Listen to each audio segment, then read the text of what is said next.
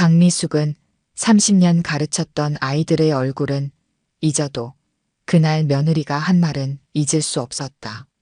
어머니, 제가 승진했어요. 팀장이 됐답니다. 며느리 이하연의 목소리는 들떠 있었다. 첫 손주가 태어난 지 채 100일도 안 된 시점이었다. 며느리는 육아휴직도 석 달 만에 끝내고 복직을 선언했다. 어머님께서 봐주실 수 있죠? 육아와 은퇴 후 계획 사이에서 잠깐 고민했지만 강미숙은 며느리의 부탁을 거절할 수 없었다. 아들 준혁이도 눈치만 보고 있었다. 하필 시기가 그랬다. 명예퇴직 신청을 막 해놓은 참이었고 아직 뭘 하고 살지 결정도 못한 상태였다. 당시 남편의 만류가 있었다. 원래 계획했던 대로 하자고. 하지만 시어머니 구실 좀 한다고 큰일 나겠냐 싶었다. 티끌만큼도 몰랐다. 이게 10년 노예 계약서의 첫 페이지가 될 줄은. 이야기를 계속하기 전에 구독과 좋아요 꾹 눌러주시고 매일 배달되는 사연 들어보세요. 알림 설정까지 해두시면 이야기가 올라오자마자 들으실 수 있답니다. 그럼 다시 이어가 보겠습니다. 아이를 보기 시작한 지 2달째 첫 균열이 생겼다. 명예퇴직금으로 계획했던 제주도 게스트하우스 창업은 무기한 연기해야 했다. 퇴직금 상당 부분은 아이를 위한 새 아파트 보증금으로 들어갔다. 아파트를 큰 평수로 옮기는 김에 시어머니가 보태주는 게 당연하다는 듯 며느리는 입도 뻥긋하지 않았다. 새 아파트에서의 생활이 시작됐다. 매일 아침 7시에 출근하는 아들 내외를 대신해 아이를 돌봤다. 퇴근은 시시때때로 달랐다. 9시에 들어올 때도 있고 회식이 있다며 12시가 다 되어서야 들어오는 날도 많았다. 어머님, 저희가 지금 막 회식 들어가거든요. 서진이 재워주시면 안 될까요? 며느리의 전화는 언제나 양해를 구하는 척하면서도 이미 결정된 사항을 통보하는 투였다. 한 번은 큰 맘먹고 말을 꺼냈다. 하연아, 저녁에는 너희가 직접 애를 봐야지. 나도 내 시간이 필요해. 어머, 시어머님. 제가 지금 팀장이에요. 제 위치에서 칼퇴근은 좀 그런 거 이해해 주세요. 며느리는 눈도 마주치지 않은 채 답했다. 손에 든 명품 백을 만지작거리며. 그래, 며느리의 승진이 무엇보다 중요했다. 시어머니의 인생은 당연히 후순위였다. 가장 속이 끓어오른 건 SNS였다. 며느리는 매일같이 워킹맘의 일상을 올렸다. 출근 전 아이와 찍은 사진, 점심시간에 택배로 받은 유기농 이유식, 퇴근길에 잠든 아이 사진까지. 마치 혼자서 다 해내는 양 포장했다. 친정어머니 최영숙은 더했다. 주말마다 골프장에 출석 도장 찍듯 다니면서도 모임만 나가면 자랑이란다. 우리 하연이가 얼마나 훌륭한 며느리인지, 아이를 키우면서도 저렇게 성공 가도를 달리는지, 시어머님이 애를 봐주셔서 얼마나 다행인지. 그래도 참았다. 내 새끼 키우는 건데 하는 마음으로. 그런데 둘째가 생겼다는 소식을 들었다. 둘째라니. 첫째도 버거웠는데. 강미숙은 하루하루가 전쟁이었다. 아침 5시 반이면 일어나 이유식을 준비했다. 서진이는 입이 까다로웠다. 당근은 으깨야 했고 시금치는 아예 먹지도 않았다. 교사 시절에도 이렇게 일찍 일어난 적이 없었다. 친정어머니 최영숙은 얼굴도 비치지 않았다. 주말에 잠깐 들르면 서진이를 안아보고는 아이고, 우리 똥강아지 한마디로 끝이었다. 대신 하연이 눈치만 살폈다. 어머, 우리 딸 또 명품백이네. 골프 가방도 새로 바꿨어. 최영숙의 관심사는 따로 있었다. 딸내미 뒷바라지에 여념이 없었다. 출근할 때 입고 갈 옷, 명품 쇼핑, 골프장 회원권까지. 서진이 육아는 시어머니 몫이라는 듯 나 몰라라 했다. 하연은 SNS에 매일같이 글을 올렸다. 오늘은 영어 유치원 상담을 다녀왔다느니, 유기농 식재료를 주문했다느니. 실상은 모두 강미숙의 몫이었다. 유치원은 강미숙이 발품 팔아 알아봤고, 장도 강미숙이 봤다. 사진만 찍으러 오는 날도 있었다. 퇴근 시간에 잠깐 들러 서진이와 인증샷을 찍고는 회식 자리로 달려갔다. 그러고도 워킹맘, 슈퍼우먼 같은 해시태그를 달았다.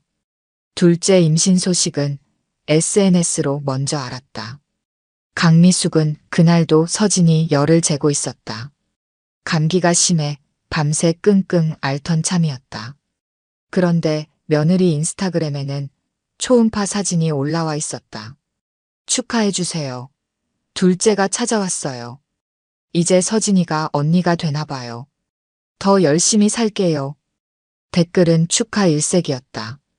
최영숙은 제일 먼저 달려들어 댓글을 남겼다. 우리 딸 최고. 시어머님이 계시니 든든하지. 강미숙은 핸드폰을 내려놓았다. 옆에서 서진이가 열에 들떠 잠들어 있었다. 퇴직금을 보증금으로 쓴 이후 며느리는 더 당당해졌다. 마치 그 돈이 당연한 듯이. 이젠 둘째라니. 엄마, 둘째는 일찍 낳는 게 좋대요. 준혁이 말투는 조심스러웠다. 눈치는 보였지만 결국 아내 편이었다. 늘 그랬다. 어머니의 희생을 모른 척했다. 퇴직금 이야기만 나와도 슬그머니 자리를 피했다. 하연의 둘째 입덧은 유난히 심했다. 그래서 더 일찍 퇴근한다더니 오히려 회식이 늘었다. 입덧 때문에 집에서 못 있겠다며 친구들을 만났다. 서진이는 여전히 강미숙 몫이었다. 최영숙은 주말마다 골프장에 출석 도장 찍듯 다녔다. 얼마 전엔 골프 모임에서 자랑이란다. 우리 하연이가 둘째를 가졌는데도 승진 준비를 한다고. 시어머님이 애를 봐주셔서 얼마나 다행이냐고. 자랑은 또 SNS로 이어졌다. 이번엔 안티 임신 입덧약을 들고 찍은 사진이었다. 임신해도 일은 계속해야죠. 우먼 파워. 강미숙은 그날도 서진이 이유식을 만들고 있었다. 한밤중에 열이 오른 서진이를 껴안고 응급실을 가던 날들이 떠올랐다. 둘째까지. 이대로는 안 됐다. 둘째 민우가 태어난 날부터 강미숙의 하루는 26시간이어도 모자랐다. 어머님, 서진이 하원 시간에 맞춰 민우도 데리고 와주세요. 소아과도 들러야 하는데. 출근길에 던지듯 말하고 나가는 며느리를 보며 강미숙은 입술을 깨물었다. 영하의 날씨에 2달 된 아기를 데리고 3살배기 하원까지. 이게 말이 되나 싶었다. 서진이는 동생이 생기고 나서 더 손이 많이 갔다. 유치원에서 돌아오면 엄마부터 찾았다. 엄마는 언제 오냐고, 회사는 어디냐고. 울면서 떼를 쓰다가도 민우가 울면 질색하며 방으로 도망갔다. 서진이를 달래다 보면 민우가 울었고 민우를 안으면 서진이가 토라졌다. 서진아, 엄마는 지금 일하러 갔어. 싫어. 엄마랑 놀고 싶어. 밤마다 서진이는 악몽을 꾸고 울었다. 엄마를 찾는 아이를 토닥이다 보면 새벽이 왔다. 하연은 그때도 퇴근도 못했다. 중요한 회의가 있다며 호텔에서 밤늦게까지 일했다. 다음 날 SNS에는 해시태그 열정 워킹맘이라는 해시태그가 올라왔다. 민우는 첫째보다 더 까다로웠다. 밤낮이 바뀐 채 태어나 100일이 지나도록 잠든 시간이 제각각이었다. 젖병을 물리고 토닥여도 쉽게 잠들지 않았다. 밤마다 2~3번은 깨서 울었다. 서진이도 덩달아 깨고 결국 강미숙은 한숨도 못 잤다. 아이들 둘을 데리고 마트에 가는 것도 전쟁이었다. 카트에 민우를 태우면 서진이가 투정 부렸다. 서진이를 태우면 민우가 울었다. 울고 떼쓰는 아이들 달래느라 장보기도 못하고 집으로 돌아온 날도 많았다. 하연이 너무 대단해. 애 둘 낳고도 팀장 달더니 이번에 또 승진. 안사돈 최영숙은 손녀 서진이 생일에도 얼굴만 비췄다. 케이크 사진 몇 장 찍고는 골프장으로 향했다. 골프 회원권이 1,000만 원 넘게 올랐다며 자랑했다. 시어머니가 애들 다 봐주니 편하다고 골프 라운딩 수가 늘었단다. 어머님, 민우가 또 아프다고요? 제가 지금 중요한 미팅 들어가야 해서. 서진이 간식은 제가 보냈는데 어머님이 챙겨주세요. 오늘도 늦을 것 같아요. 죄송한데 주말에 제가 골프 약속이 있어서 애들 좀 봐주시면 안 될까요? 매일 이런 식이었다. 할 수 있는 건 다 한다더니 결국 다 강미숙의 몫이었다. 시간이 흘러 민우가 2돌을 넘기고 있었다. 서진이는 이제 6살 한글을 떼고 있었다. 두 아이 모두 학원을 다녔다. 당연히 픽업은 강미숙의 몫이었다. 하연이가 진짜 대단하지 않아요? 승진도 하고 애들 교육도 완벽하게. 시어머님이 계시니까 가능한 거죠. 우리 하연이는 복이 많아. 다른 집 시어머니는 손주 하나도 안 본다는데 친정어머니 최영숙의 골프 모임은 점점 늘어났다. 딸 자랑은 더 심해졌다. 명절에 모이면 강미숙 앞에서도 거리낌 없이 떠들었다. 시어머니가 있으니 얼마나 좋냐고, 육아 걱정 없이 맘껏 성공할 수 있다고. 강미숙의 허리는 점점 더 굽어갔다. 아이 둘을 번갈아 안고 업느라 척추가 휘었다. 병원에선 수술을 권했다. 하지만 시간이 없었다. 서진이 학원 하원에 민우 어린이집 하원, 학원 데려다 주기까지 쉴 틈이 없었다. 엄마, 병원은 다녀오세요. 시간이 어디 있어. 내 마누라는 맨날 야근이고 아들 준혁의 걱정도 거칠애였다. 엄마 건강은 걱정하면서 아내의 야근은 막지 않았다. 어머니가 쓰러질 것 같다고 투덜거리면서도 결국 아내 편이었다. 올해 들어 하연의 회식은 더 잦아졌다. 임원 승진을 노린다며 밤늦게까지 술자리를 가졌다. 아이들은 당연히 강미숙이 재워야 했다. 11시, 12시가 되어도 연락 한 통 없었다. 어머님, 오늘도 늦을 것 같아요. 민우 기침이 심한데 약 좀 챙겨주세요. 문자 하나로 끝이었다. 민우는 그날도 밤새 열이 났다. 새벽 응급실을 혼자 다녀왔다. 하연은 다음 날 점심에야 전화를 했다. 미안하다는 말 한마디 없이 회의 들어간다며 끊었다. SNS에는 여전히 완벽한 워킹맘의 일상이 올라왔다.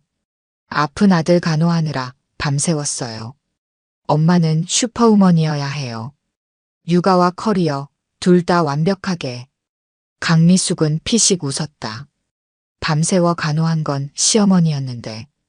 그러던 어느 날이었다. 민우가 2돌 지난 지 얼마 안 됐을 때였다. 서진이가 갑자기 고열로 쓰러졌다. 소아과는 문을 닫았고 응급실로 가봐야 한다고 했다. 강미숙은 민우까지 데리고 택시를 탔다.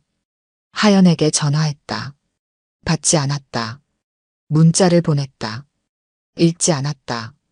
2시간이 지나서야 답장이 왔다. 회식 중이에요. 어머님이 알아서 해주세요. 강미숙은 그날 밤 처음으로 생각했다. 이대로는 안 되겠다고. 뭔가 달라져야 한다고. 그 즈음부터 강미숙은 변화를 느꼈다. 더는 참을 수 없다는 느낌. 곧 무너질 것 같은 불안감. 밤마다 잠들기 전 제주도 부동산 앱을 뒤적였다. 조용한 시골집, 작은 카페, 바다가 보이는 숙소. 도망가고 싶었다. 그러던 차에 하연의 태도는 더 심해졌다. 어머님, 이번에 승진하면 회사에서 MBA 보내준대요. 주말에도 수업이 있는데 어떡하죠? 주말까지 시어머니한테 맡기겠다는 소리였다. 평일도 모자라 주말마다 공부한다는데 아이들은 어쩌자는 건지. 하연은 이미 결정난 일을 통보하듯 말했다. 최영숙은 이번에도 한술 더 떴다. NBA 간다는 소리를 듣고 골프 동창회에 자랑이란다. 우리 며느리는 시어머니가 애들 다 봐주니까 공부할 시간도 있대. 부럽다면서들 난리야. 명절 때 한 말이었다. 강미숙은 부엌에서 설거지를 하다 그대로 그릇을 놓쳐버렸다. 손이 덜덜 떨렸다. 하연의 SNS는 더 가관이었다. 주말마다 올라오는 브런치 카페 인증샷, 친구들과의 모임 사진. 아이들은 보이지 않았다. 해시태그만 육아스타그램, 엄마 일상 같은 말로 채워져 있었다. 어머님, MBA 면접 준비한다고 이번 주말에도 스터디해요. 애들 좀 부탁드려요. 그날따라 강미숙은 무릎이 아팠다. 병원에서는 수술을 서두르라 했다. 민우는 또 기침이 심했고 서진이는 피아노 학원을 새로 등록했다는데 하연은 들은 척도 안 했다. 엄마, 제가 말해볼게요. 준혁의 말도 공허했다. 매번 그랬다. 아내 앞에만 서면 쭈뼛거렸다. 어머니의 고통은 보고도 못 본 척, 듣고도 못 들은 척. 그러던 어느 날이었다. 민우가 고열로 쓰러져 응급실에 실려갔다. 하연의 전화기는 꺼져 있었다. 준혁은 해외 출장이었다. 강미숙은 의사의 말을 듣다가 그 자리에서 쓰러질 뻔했다. 폐렴 초기 증상인데 왜 이제 오셨어요? 더 늦었으면 큰일 날 뻔했는데. 그날 밤 하연은 인스타그램에 글을 올렸다. 오늘도 야근. 워킹맘의 숙명이네요. 열정 워킹맘. 다음 날 하연이 들떠서 찾아왔다. 얼굴엔 화색이 돌았다. 뭔가를 자랑하고 싶어 안달이 난 표정이었다. 강미숙은 직감했다. 또 뭔가 자기 맘대로 결정해놓고 통보하러 왔구나. 어머님, 저 셋째 임신했어요. 강미숙은 며느리의 말을 듣자마자 쓰러질 것 같았다. 귀가 윙윙거렸다. 하연은 여전히 신이 난 목소리로 떠들어댔다. 이번엔 좀 더 오래 육아휴직 쓸 거예요. 6개월 정도? MBA도 있고 해서 그 이상은 어렵겠지만. 강미숙은 말없이 일어났다. 부엌으로 가서 찬물을 한 컵 따랐다. 목이 마르고 머리가 어지러웠다. 하연은 뒤따라와 계속 말을 이었다. 벌써 친정엄마한테도 말씀드렸어요. 너무 좋아하시더라고요. 시어머님이 계시니까 셋째도 가능하다고. 찬물 컵이 바닥에 떨어졌다. 하연은 말을 멈췄다. 강미숙이 천천히 돌아섰다. 그제야 며느리는 뭔가 이상하다는 걸 눈치챘는지 뒷걸음질 쳤다. 어머님? 나가. 목소리가 떨렸다. 하연은 어리둥절한 표정이었다. 네. 당장 나가. 왜 그러세요? 강미숙은 바닥에 떨어진 유리컵 파편을 보았다. 산산조각 난 유리 조각처럼 자신의 인생도 이렇게 망가져 있었다. 더는 돌이킬 수 없을 만큼. 그날 밤 강미숙은 오래전부터 준비해두었던 서류 봉투를 꺼냈다. 마침내 은퇴한 남편의 퇴직금과 전세금으로 마련한 제주도 서귀포시의 작은 집 계약서였다. 몰래 알아보고 몰래 계약금을 걸어둔 집. 도망갈 곳이 필요했다. 8년 동안 모아둔 통장도 꺼냈다.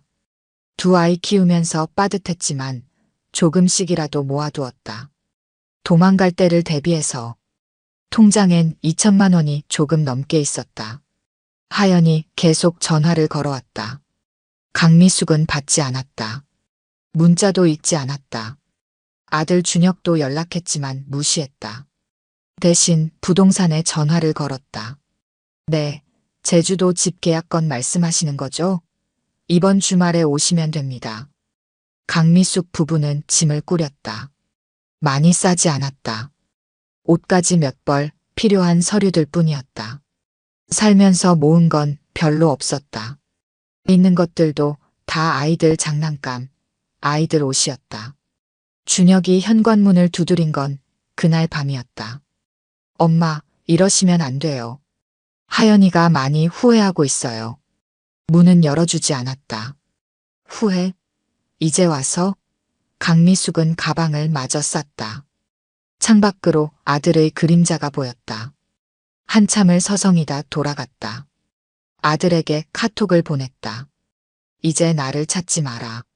내 보증금 지금 당장 돌려달라고 말하진 않을 테지만 다음 계약 때는 돌려주면 좋겠다. 다음 날도 하연이 찾아왔다. 이번엔 최영숙과 함께였다. 어머님, 문 좀 열어주세요. 얘기 좀 해요. 아니, 시어머니가 이럴 수가 있나? 자식 새끼 키워준다고 좋은 일 하시는 거지. 왜 이러세요? 최영숙의 큰 소리가 현관문 너머로 들렸다. 강미숙은 냉장고를 비우고 있었다. 상한 우유, 먹다 남은 반찬들. 다 버렸다. 새 삶에선 필요 없을 것들이었다. 강미숙은 비행기 표를 예약했다. 토요일 오전 9시 김포발 제주행. 편도였다. 토요일 새벽 강미숙 부부는 조용히 집을 나섰다. 캐리어 하나, 손가방 하나가 전부였다. 아침 8시 공항 입구에서 전화가 울렸다. 어머님, 큰일 났어요. 민우가 열이 나요. 서진이도 감기 기운이 있고. 강미숙은 전화를 끊었다. 8시 10분 하연에게 문자가 왔다. 애들이 아프다고 하는데 왜 전화를 안 받으세요? 어디 계시는 거예요? 8시 30분 준혁이 연락했다. 엄마 어디세요? 애들이. 9시가 되자 비행기는 이륙했다. 활주로를 벗어나는 순간 강미숙은 눈을 감았다. 귓가에서 아이들 목소리가 들리는 것 같았다. 할머니, 할머니. 30분쯤 지났을까? 핸드폰이 터져나갈 듯 울렸다. 어머님, 제발 받아주세요. 엄마 어디로 가신 거예요? 시어머님 이러시면 안 돼요. 강미숙 여사님 제발요. 마지막은 최영숙이었다. 평생 반말만 하던 사람이 존댓말까지 썼다. 강미숙은 비행기 모드를 켰다. 집에선 패닉이 시작됐을 것이다. 아픈 아이들을 두고 회사로 나가야 하나, 휴가를 내야 하나. MBA는 어쩌고, 회식은 어쩌고. 최영숙은 골프 약속부터 취소해야 했을 것이다. 제주공항에 내린 건 10시 반이었다. 서귀포행 버스를 탔다. 바다가 보이기 시작했다. 쪽빛 바다, 섬을 휘감는 찰랑이는 파도. 창밖 풍경이 달라지자 마음도 달라졌다. 새로 이사갈 집은 조용한 마을이었다. 귤밭이 보이는 작은 집. 서울의 새 아파트보다 10배는 더 좋았다. 좋은 건 좋다고 말해야 한다. 강미숙은 웃으며 문을 열었다. 11시 하연의 인스타그램이 업데이트됐다. 급성 폐렴으로 쓰러진 민우. 워킹맘은 늘 미안해요. 해시태그는 육아스타그램, 가족의 소중함이었다. 댓글이 달렸다. 시어머님은 어디 가셨대요? 애기 둘에 임신까지라며요? 혼자서 어떻게요 유유. 강미숙은 웃었다. 하연의 전화가 또 왔다. 이번엔 받았다. 어머님, 지금 어디세요? 민우가 어머님 찾아요. 제주도야. 네, 제주도요? 응. 이제 그만 키워줄게. 너희끼리 잘 키워. 어머님, 이러시면 안 돼요. 저 이제 셋째도. 강미숙은 천천히 또박또박 말했다. 그래서 더 도망친 거야. 둘도 벅찼는데 셋째라니. 내가 평생 너희 애들 키워주는 무급 도움이야. 그게 아니라 친정어머니한테 부탁해. 골프는 그만 치고 손주나 돌보라고 해. 하연이 울먹였다. 어머님, 제가 잘못했어요. 돌아오시면 안 될까요? 민우가 많이 아파요. 아, 그리고 이제 인스타그램의 시어머님 해시태그는 빼도 될 것 같다. 이제 없으니까. 전화를 끊었다. 귤밭이 내다보이는 마당에 빨래줄을 메었다. 서울에선 빨래도 건조기에 돌리기 바빴는데 이제는 햇살 아래 말리면 된다. 오후 내내 전화가 빗발쳤다. 최영숙은 악을 쓰며 전화했다. 도대체 정신이 어떻게 된 거야? 애들은 어쩌고? 이제 애기 엄마가 키워야죠. 아니면 외할머니가 키우시든가요. 이게 무슨 망발이야. 시어머니가 손주 키워주는 건 당연한 거 아냐? 당연하진 않아요. 전 이제 제 인생 살 거예요. 최영숙은 발악을 했다. 하연이가 얼마나 잘했다고. 승진도 하고 MBA도 가고. 그러니까 이제 그만큼 벌어서 어린이집도 보내고 도우미도 쓰시면 되죠.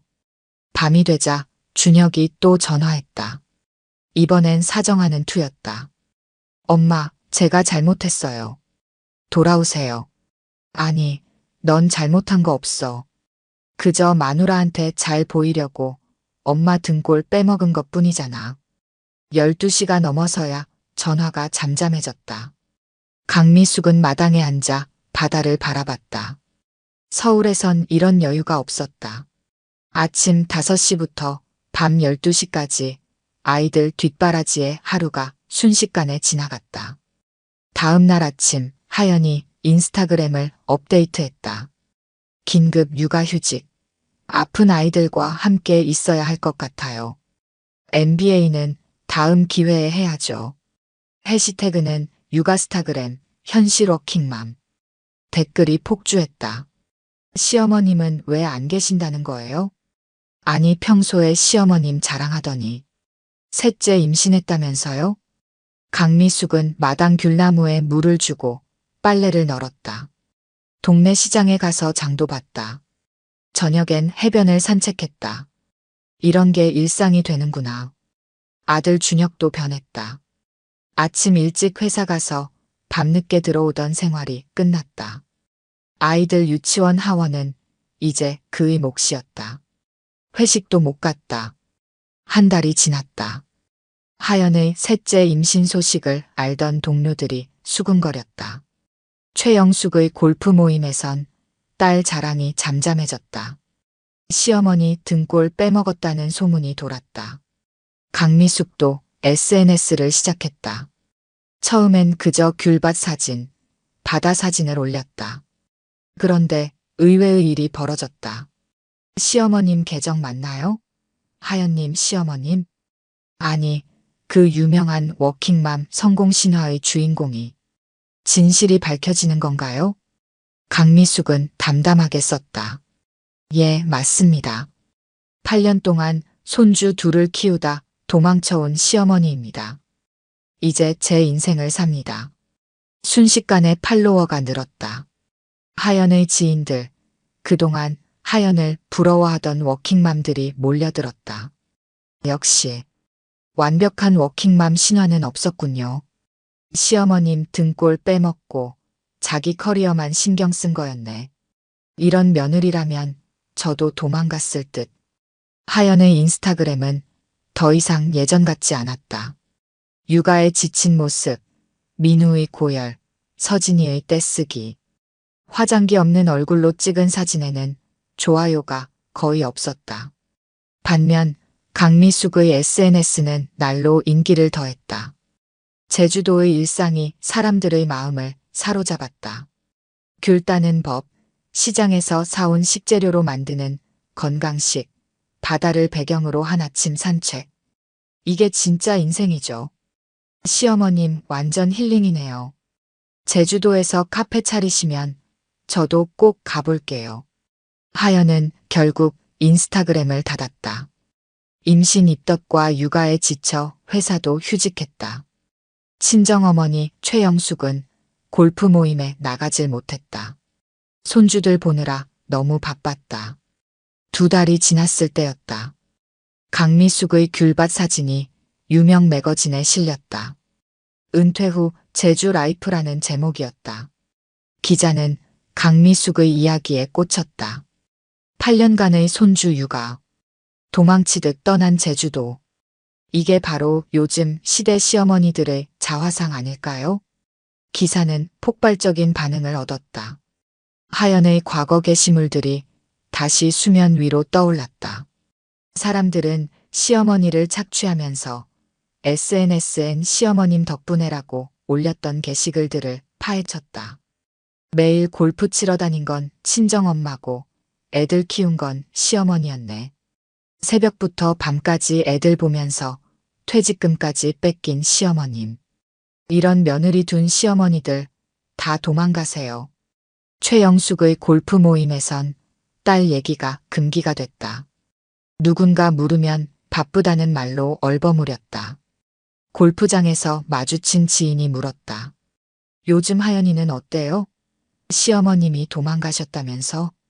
최영숙은 그날 라운딩을 중도 포기했다. 강미숙의 SNS 팔로워는 20만을 넘어섰다. 귤밭 카페를 열자는 제안이 들어왔다. 도망친 시어머니의 귤밭 카페라는 컨셉이었다. 카페는 한 달 만에 제주도의 핫플레이스가 됐다.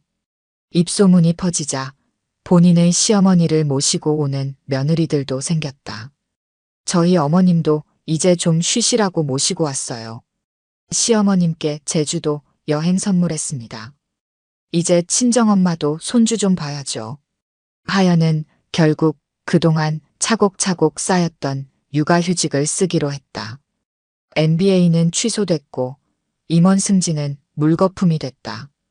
SNS에서 시어머니 팥한 며느리로 낙인 찍혀 너무 욕이 많아서 SNS는 폐쇄했다.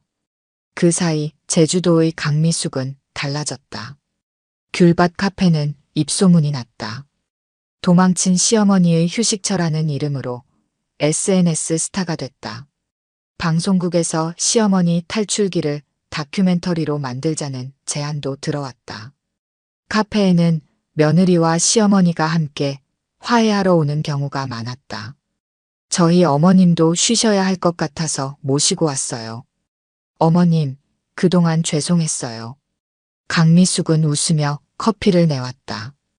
귤밭에서 딴 귤로 만든 수제 케이크도 함께. 시어머니와 며느리가 마주 앉아 이야기하는 광경이 일상이 됐다. 어느 날은 낯익은 손님이 찾아왔다. 최영숙이었다. 골프 가방은 없었다. 쇼핑백도 없었다. 평소의 화려한 모습 대신 소박한 차림이었다. 앉으세요. 강미숙이 커피를 내왔다. 최영숙은 고개를 들지 못했다. 미안해요. 제가 다 잘못했네요. 최영숙의 손이 떨렸다. 골프채를 쥐던 손에는 이제 손주들 장난감이 든다고 했다. 아침부터 저녁까지 손주들 보느라 허리가 휘었단다. 이제 알겠어요. 시어머님이 얼마나 힘드셨을지. 강미숙은 묵묵히 귤을 깎았다. 그동안 손주들은 어떻게 지내냐고 물었다. 민우는 이제 감기가 나았대요. 서진이는 자꾸 할머니를 찾아요. 최영숙의 눈에 눈물이 맺혔다. 하연이가 많이 달라졌다고 했다. 육아휴직을 내고 처음으로 아이들과 제대로 된 시간을 보내고 있단다. 매일 아침 일찍 일어나 아이들 아침을 챙기고 서진이 유치원도 직접 데려다 준다고 했다. 아침에 일어나 보니 하연이가 고등어를 굽고 있더라고요. 인터넷 보면서 요리를 배우나 봐요. 처음 해보는 건데도 고집스럽게. 강미숙은 피식 웃었다. 며느리가 요리를 시작했다는 건 처음 듣는 얘기였다. 최영숙의 방문 이후 한 달이 지났다. 강미숙의 귤밭 카페는 입소문이 나서 제주도의 명소가 됐다. 시어머니와 며느리가 함께 찾는 곳으로 유명해졌다. 이제는 예약제로 운영했다. 어느 날 하연이 보낸 택배가 도착했다. 봉투 안에는 사진 한 장과 편지가 들어있었다. 사진 속 하연은 민우와 서진이를 데리고 장을 보고 있었다. 장바구니엔 생선이 가득했다. 반찬을 만들고 있는 모양이었다. 강미숙은 며느리의 변화가 신기했다. 레스토랑에서 외식만 하던 하연이 이제는 장을 보고 요리를 배우고 있다니.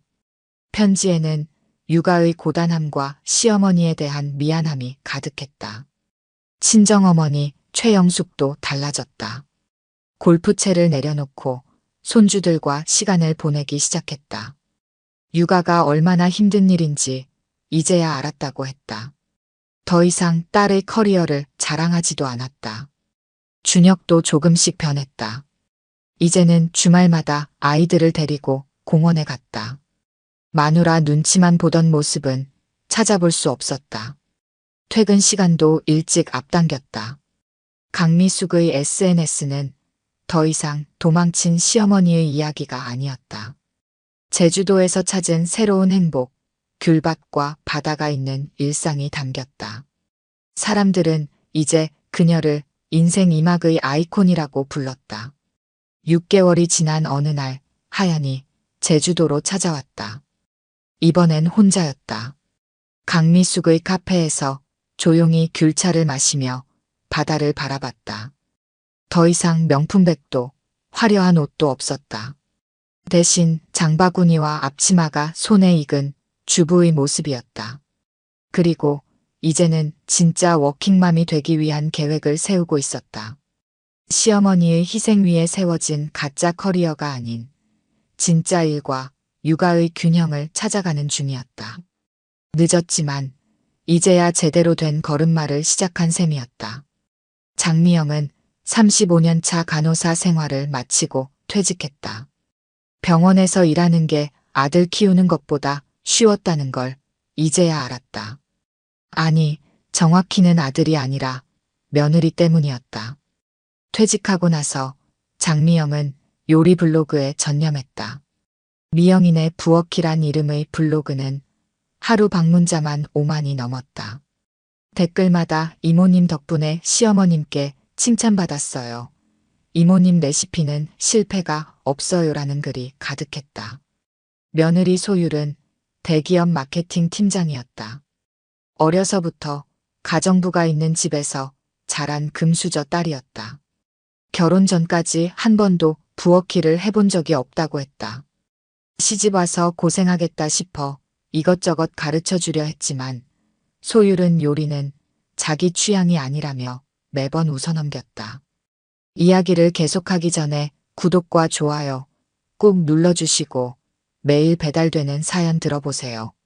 알림 설정까지 해두시면 이야기가 올라오자마자 들으실 수 있답니다. 그럼 다시 이어가 보겠습니다. 매주 목요일이면 장미영은 새벽 시장으로 나갔다. 가장 싱싱한 식재료를 골라 반찬을 만들었다. 아들 준서가 좋아하는 묵은지, 김치찌개, 장조림, 멸치볶음까지. 하루 종일 부엌에 서서 일주일치 반찬을 준비했다. 그런데 요즘은 며느리가 반찬을 거절하기 시작했다. 밀키트가 대세라면서 한 세트에 3만 원짜리 패키지를 자랑했다. 미슐랭 셰프의 특별 레시피라고 했다. 시어머니도 이제 연세가 있으니 쉬시라는 투였다. 아들 준서는 이런 소율의 태도를 모른 척했다. 엄마, 소율이가 나름 신경 쓰는 거예요 라며 대수롭지 않게 넘겼다. 어릴 적 엄마표 도시락을 자랑스레 들고 다니던 아들의 모습은 온데간데 없었다. 추석 때부터 분위기가 달라졌다. 소율은 명절 음식을 하지 말라고 했다. 고급 한정식을 예약해뒀다고 했다. 장모님 권유로 미슐랭 레스토랑을 잡았단다. 장미영이 며칠 전부터 준비한 음식들은 쓸모가 없어졌다. 한 달 뒤 소율의 부모님이 온다고 연락이 왔다. 김치찌개를 해달라는 부탁이었다. 평소엔 밀키트를 자랑하더니 이번엔 시어머니 손맛이 필요했나 보다. 장미영은 새벽부터 장을 봤다. 제일 비싼 꽃게를 사고 한우 장조림도 했다. 이틀 내내 부엌을 지켰다. 소율은 장미영의 음식을 자기 공으로 돌렸다. 부모님 앞에서 요리를 배우고 있다며 슬그머니 가로챘다. 장미영의 이름은 한 번도 언급되지 않았다.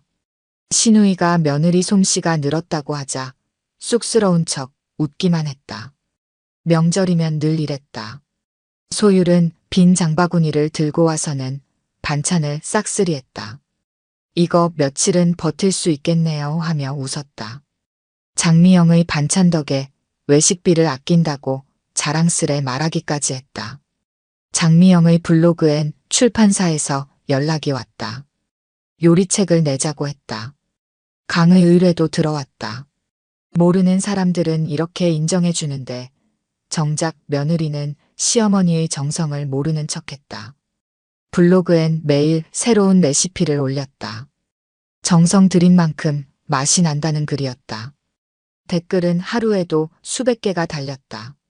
하지만 며느리는 블로그 구독도 하지 않았다. 시어머니가 무슨 일을 하는지 관심도 없었다. 장미영은 서서히 지쳐갔다. 은퇴하고 나서 더 바빠진 것 같았다. 아들과 며느리를 위한 요리에 시간을 쏟았지만 그들은 당연하게 여겼다. 장미영은 이제 변화가 필요하다고 느꼈다. 장미영의 60번째 생일이 다가왔다. 소율은 호텔 연회장을 예약했다고 알려왔다. 장미영의 의견은 묻지도 않았다. 친구들과 조촐하게 보내려던 계획은 물거품이 됐다. 소율이 일하는 회사가 행사를 후원한단다. 초대장에는 소율의 회사 로고가 크게 박혔다. 하객 명단도 소율 마음대로였다. IT 업계 사람들, 마케터들, 인플루언서까지. 장미영의 친구들은 뒷자리로 밀려났다. 연회장은 특급 호텔 최상층이었다. 입구의 현수막도 테이블 장식도 화려했다. 모두 소율이 골랐다. 장미영은 이런 걸 원하지 않았다. 평생 요리하며 살아온 사람의 생일상인데 호텔 뷔페로 때우자는 게 며느리의 효심이란다. 소율은 내내 자기 지인들과 어울렸다. 장미영을 챙기는 둥 마는 둥, 인맥 자랑에만 바빴다. 500억 기업의 마케터를 알고 지낸다며 하객들이 즐거워했다. 정작 생일의 주인공은 무대 위에서 잊혀졌다. 축하 영상도 황당했다. 장미영의 인생이 아닌 소율이 시댁에 들어와 효도한 기록 같았다. 영상 말미에는 회사 광고까지 들어갔다. 소율의 SNS에는 효녀 며느리 인증샷이 도배됐다. 생일이 끝나고 며칠 뒤 장미영은 블로그 운영 수익을 꺼냈다. 손주 영어 유치원이라도 보내라고 했다. 이제 월 수익이 제법 됐다. 그런데 소율은 단칼에 거절했다. 시어머니가 교육비까지 신경 쓸 필요 없다는 투였다. 이튿날부터 소율의 오만함은 더 심해졌다. 시어머니 생일을 호텔에서 치러줬다는 걸 입에 달고 다녔다. 명절 음식은 여전히 장미영이 했지만 SNS에는 자기가 한 것처럼 올렸다. 정성은 가로채고 자랑은 혼자 다 했다. 장미영의 분노는 끓어올랐다. 소율은 돈 자랑할 줄만 알았다.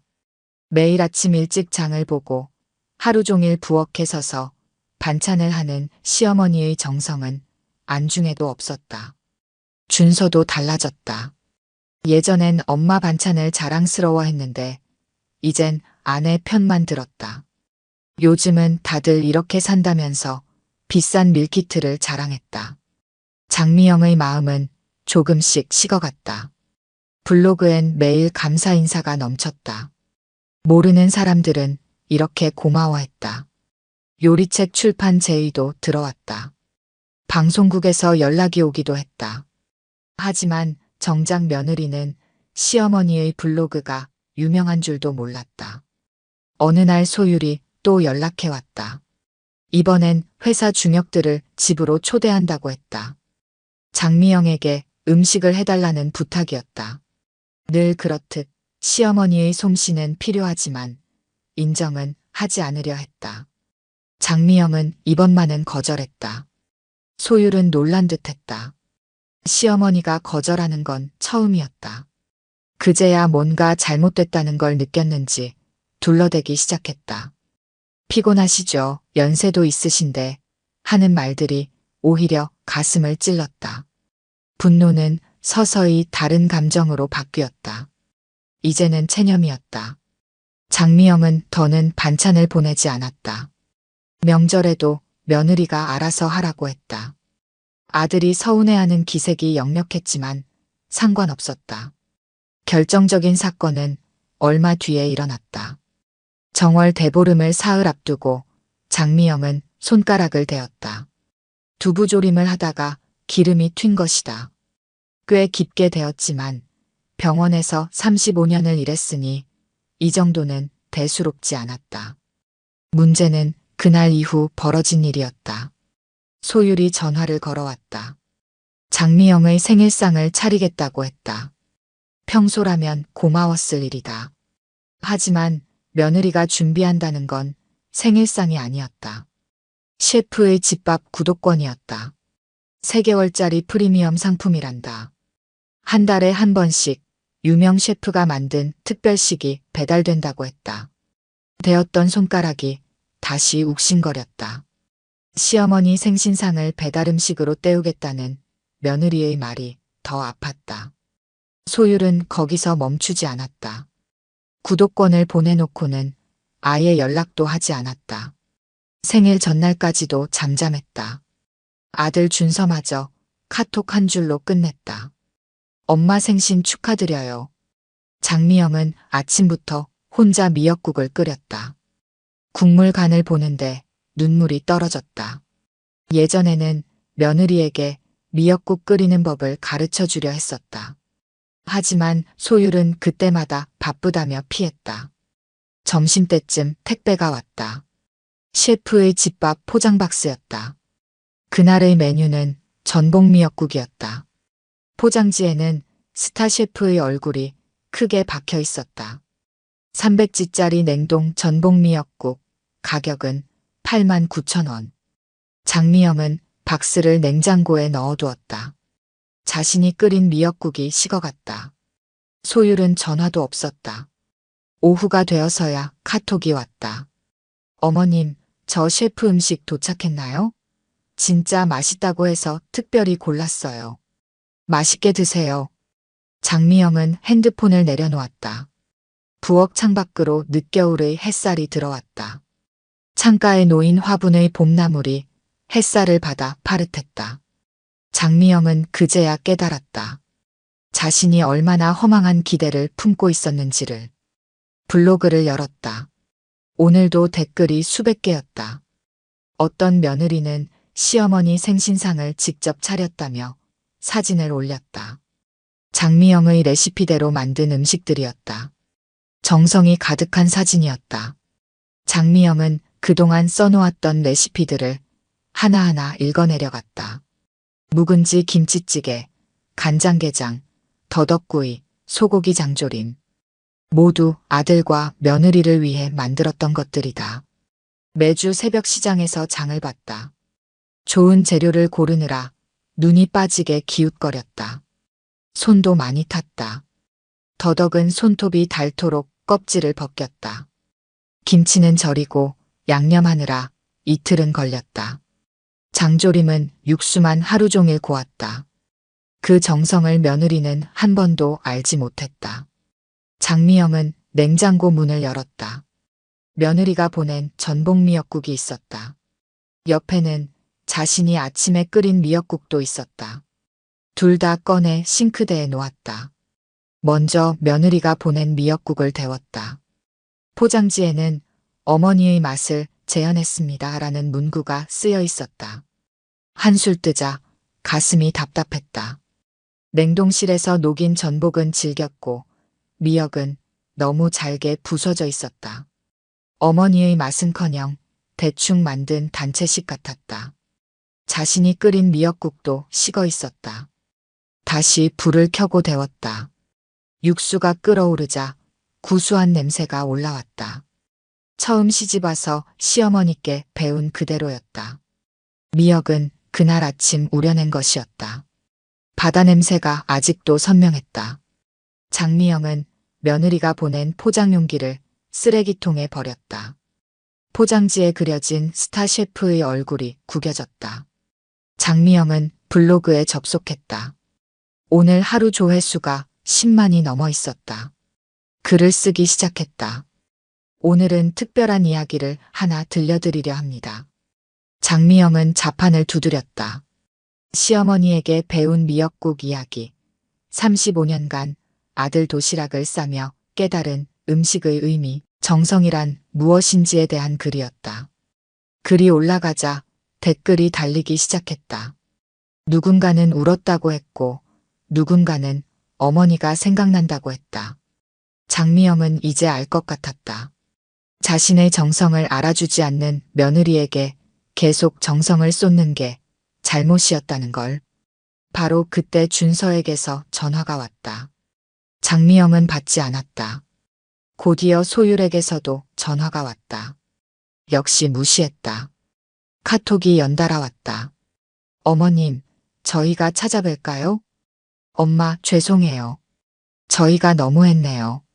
하지만 이미 늦었다. 장미영은 창가의 봄나무를 바라보았다. 이제는 자신을 위해 살아야겠다고 생각했다. 모르는 사람들은 이렇게 자신의 정성을 알아주는데 며느리는 8만 9천 원짜리 냉동식품으로 때우려 했다. 장미영은 아들에게 문자를 보냈다. 이제 반찬해줄 일 없을 거다. 너희 좋아하는 밀키트로 먹어라. 장미영의 블로그는 한 달 만에 방송에 나왔다. 미영인의 부엌이 화제가 된 건 그녀가 올린 마지막 글 때문이었다. 냉동 전복 미역국과 시어머니의 정성을 비교한 그 글은 순식간에 퍼져나갔다. 댓글만 10만 개가 넘었다. 인터넷 커뮤니티마다 공유되었고 기사도 여러 개가 났다. 방송국에서 연락이 왔다. 한 유명 예능 프로그램이었다. PD는 장미영의 이야기에 눈물을 흘렸다고 했다. 세상에는 이런 시어머니도 있는데 자신의 며느리는 그걸 몰랐다고. 하지만 장미영은 고사했다. 자신의 이야기는 방송용이 아니라고 했다. 아들 내외는 매일 문자를 보냈다. 처음엔 사과였다. 죄송하다고, 잘못했다고. 나중엔 제발 한 번만 만나달라고 애원했다. 전화도 수십 통씩 걸었다. 집 앞까지 찾아와서 배를 누르고 서성였다. 하지만 장미영은 문을 열어주지 않았다. 대신 요리 강의를 시작했다. 처음엔 동네 문화센터였다. 수강생이 늘어나자 곧 더 큰 요리 학원으로 자리를 옮겼다. 수업이 시작되기도 전에 대기자 명단이 가득 찼다. 소율은 강의장 앞까지 3번이나 왔다가 돌아갔다. 수강생 명단에도 이름을 올렸지만 장미영이 거절했다. 소율은 가명으로도 신청해봤다. 하지만 장미영은 알아챘다. 며느리에겐 이제 가르칠 게 없다고 했다. 아들 준서는 매주 어머니의 블로그를 들여다보았다. 새로 올라오는 요리들은 더 이상 자신을 위한 게 아니었다. 비빔밥, 닭볶음탕, 된장찌개. 모두 자신이 좋아하던 음식이었지만 이젠 다른 누군가를 위한 레시피였다. 첫서리가 내리던 날 장미영의 요리교실엔 특별한 손님이 찾아왔다. 스타 셰프였다. 그가 만든 전복미역국을 비판했던 바로 그 사람이었다. 비싼 양복을 입었지만 목소리는 떨렸다. 그는 장미영 앞에 고개를 숙였다. 어머님의 요리를 배우고 싶습니다. 제 요리엔 뭔가가 부족했어요. 이제야 알겠습니다. 그게 정성이란 걸. 이 장면은 곧 뉴스가 됐다. 유명 셰프가 시어머니에게 요리를 배운다는 기사가 대서특필됐다. 그때부터 장미영의 제자가 늘어났다. 호텔 주방장들이 찾아왔다. 대기업 구내식당 조리장도 왔다. 유명 레스토랑 오너 셰프도 왔다. 모두 장미영의 정성을 배우고 싶어 했다. 냉동식품으로는 절대 낼 수 없는 그 맛을. 셰프의 집밥은 결국 문을 닫았다. 대신 미영인의 부엌이 프랜차이즈가 됐다. 전국 곳곳에 분점이 생겼다. 수강생들은 처음엔 화려한 요리를 기대했다. 하지만 장미영이 가르친 건 기본기였다. 된장을 고르는 법부터 물을 썰 때 칼 쥐는 법까지. 재료를 고르고 다듬는 시간이 조리 시간보다 길었다. 하지만 아무도 불평하지 않았다. 어느 날 또다시 낯선 수강생이 찾아왔다. 소율의 어머니였다. 화장기 없는 얼굴로 앉아 있다가 딸의 이야기를 꺼냈다. 소율이 매일 밤 울더란다. 시어머니 미역국 생각에 잠도 못 자고 끙끙 앓는다고 했다. 취직 이래 처음으로 병가도 냈단다. 장미영은 묵묵히 그날의 수업을 이어갔다. 된장찌개 끓이는 법이었다. 냄비에 물 붓는 것부터 된장 풀어넣는 법까지 아무 말 없이 시범을 보였다. 마지막 간을 볼 때 소율 어머니가 울음을 터뜨렸다. 이제 알겠어요. 우리 딸이 얼마나 큰 죄를 지었는지. 제가 잘못 키웠나 봐요. 음식은 돈으로 해결할 수 있다고만 가르쳤으니. 소율은 IT 회사를 그만뒀다. 밀키트도 버렸다. 매일 아침 남편 도시락을 쌌다. 장을 보러 다녔다. 처음엔 회사 동료들이 비웃었다. 500억 기업의 마케터가 장갑 끼고 김치를 버무린다고. 요리 학원도 다녔다. 손도 많이 다쳤다. 하지만 소율은 멈추지 않았다. 어느 봄날 장미영은 시장에서 며느리를 마주쳤다. 새벽 5시였다. 소율의 장바구니엔 미역이 가득했다. 며느리의 얼굴은 부었다. 손은 거칠어져 있었다. 여기저기 칼자국도 있었다. 장미영은 그제야 며느리의 눈을 마주보았다. 어머님, 이제야 알겠어요. 정성이 뭔지. 제가 얼마나 어리석었는지도 알겠어요. 밤이 깊어갈 무렵 준서가 찾아왔다. 아내가 끓인 미역국을 들고서. 서툴고 맛없었지만 장미영은 처음으로 며느리의 음식을 끝까지 비웠다. 소금은 과했고 미역은 질겼다. 하지만 그 맛이 어떤지는 중요하지 않았다. 장미영의 요리교실은 이제 전국구가 됐다. 더는 며느리들을 가르치지 않는다. 대신 요리사들을 키운다. 정성의 의미를 아는 이들을 기른다. 장미영은 요리책도 냈다. 베스트셀러가 됐다. 강연 요청도 쏟아졌다. 소율은 이제 다른 회사에서 일한다. 케이터링 회사다. 시어머니에게 배운 정성으로 사업을 시작했단다. 대기업 연회장 음식을 도맡아 하던 업체들이 하나둘 문을 닫았다. 대신 정성 가득한 상차림을 내세운 소율의 회사가 그 자리를 채웠다. 블로그 마지막 글 아래엔 아직도 댓글이 달린다. 어떤 며느리는 시어머니께 사과했다고 한다. 어떤 아들은 어머니 밥이 그리워 울었다고. 삭막했던 가정이 음식으로 화목해졌다는 이야기도 있다. 장미영은 이제 안다. 정성은 순환한다는 걸. 받은 만큼 언젠가는 돌려준다는 걸. 봄이 왔다. 장미영의 창가에 봄나물이 자란다. 이젠 며느리와 함께 심은 것들이다. 세상의 모든 며느리가 자신처럼 변하긴 힘들 거라고 소율이 말했다. 하지만 한 명씩이라도 변한다면 그걸로 충분하다고 장미영은 생각한다.